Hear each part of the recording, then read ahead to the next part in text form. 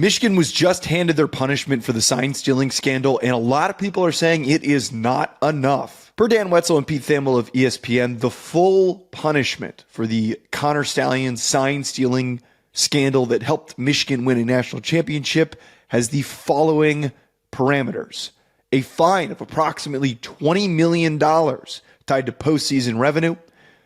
Program is now going to be on 4 years of probation.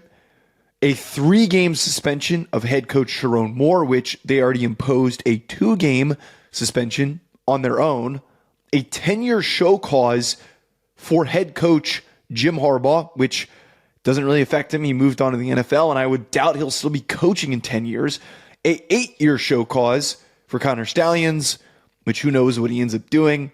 And then a 3-year show cause for former assistant Denard Robinson. This penalty does not include any vacation of wins. It does not include any reduction of scholarships. And a lot of people are pointing out Larry Ellison's one of the richest people in the world, and he has been a big booster for Michigan football. So paying that $20 million fine probably won't be very much for him. That being said, though, I think that this is pretty reasonable for what they did. I have been pushing this, and I am not a Michigan fan. I'm actually a Notre Dame fan.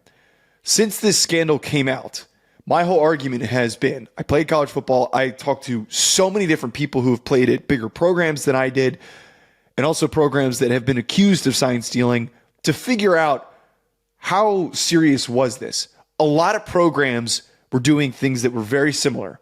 The problem was that Michigan took it a step way further with how Connor Stalions was going about acquiring those signs. Sign stealing has been something that has been relevant in the sport for decades, and it has been something that many have questioned, why didn't they move to in-helmet communication sooner? They deserve the punishment, and the degree that they received it is absolutely warranted, but there's no reason to vacate wins. When a lot of teams go through the diligence of determining an opposing team's calls, it's on a team to be prepared to find ways to fake out their opponent if they do suspect that they might have that information. And TCU is an example of this when they won their college football playoff game against Michigan, and Sonny Dykes has spoken about. Comment below. Do you agree, disagree? Let me know in the comments. I know a lot of people are going to hate my take, but let me know below.